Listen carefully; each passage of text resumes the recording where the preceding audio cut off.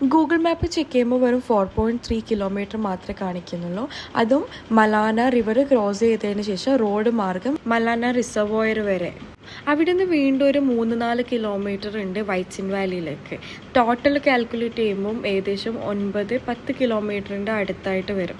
River cross ചെയ്യാതെ തന്നെ മലാനയിൽ നിന്ന് ട്രക്കിംഗ് ത്രൂ വൈറ്റ്സിൻ വാലിയിലേക്ക് ഒരു വഴിയുണ്ട്. ആ വഴിയിൽ കൂടിയാണ് നമ്മൾ വന്നത്. നിങ്ങൾ അഡ്വഞ്ചേഴ്സ് ഇഷ്ടപ്പെടുന്ന ആളാണെങ്കിൽ ആ വഴി വന്നതിന് കുറേ നല്ല കാര്യങ്ങൾ എക്സ്പീരിയൻസ് ചെയ്യാൻ വേണ്ടി. മലാന റിസർവോയറൊക്കെ കഴിഞ്ഞ് ഏകദേശം വൈറ്റ്സിന് എത്താൻ പോകുമ്പോഴാണ് നമ്മൾ ഈ ഒരു കോൺസെപ്റ്റ് കണ്ടത്. അപ്പുറത്തെ സൈഡിൽ ലാൻഡ് സ്ലൈഡായി വീണ മരം അവരത് കൺവേർട്ട് ചെയ്ത് ഒരു പാലാക്കി മാറ്റിയിട്ടുണ്ട്. And this is why women live longer than men. ഈ റിവറിൻ്റെ വാട്ടർഫോൾസ് കണ്ടിട്ട് അതിൻ്റെ മിഡിലിൽ എത്തുമ്പോൾ തന്നെ മുട്ടുറക്കുന്നുണ്ട്.